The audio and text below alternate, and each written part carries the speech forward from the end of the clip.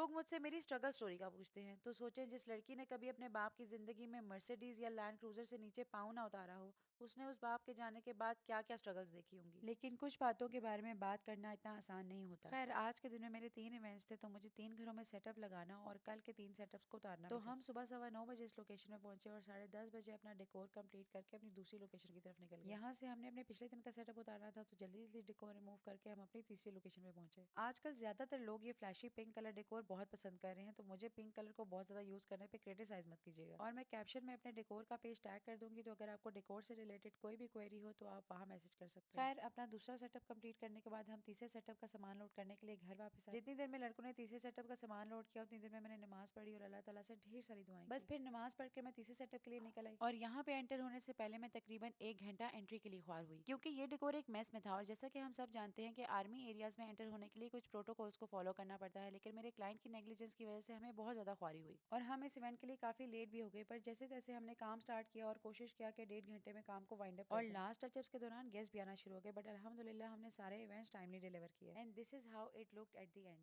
मैं पिछले दिनों पामाल ड्रामा देख रही थी और मेरा दिल ऐसे था जैसे मेरे दिल को किसी ने टुकड़ों में तोड़ दिया हो। पर ये तो है उस औरत की कहानी जिसका शौहर उसे कम से कम सब कुछ सिखा के गया जिसकी उसको आगे जाके जरूरत पड़नी थी। सब कुछ उसके नाम करके गया और उसे बता के गया कि मुश्किलात का सामना किस तरह से किया जाता है। लेकिन उन औरतों का क्या जिनके शौहर इस दुनिया से बस चले जाते हैं और वो बेयारो मददगार रह जाती हैं, मेरी अम्मा की तरह। मेरे बाबा की इतनी सारी जायदाद होने के बावजूद भी हमारे हिस्से कुछ ना आया। मेरी माँ सिर्फ 34 साल की थी जब मेरे बाबा की डेथ हुई and I was just 6 years old।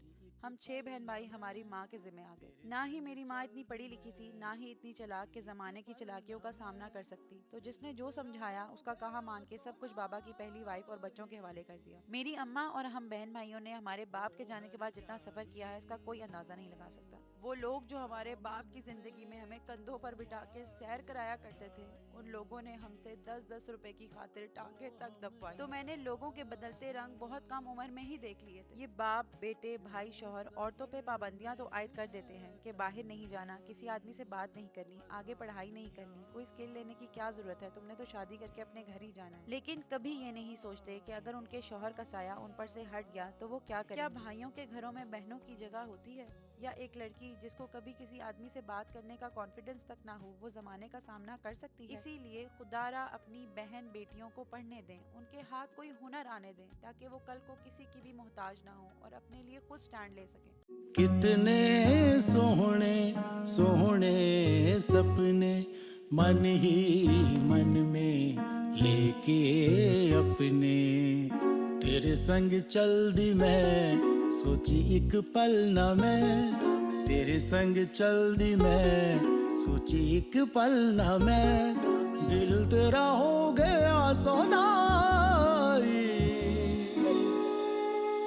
ओ हर जाई दामन में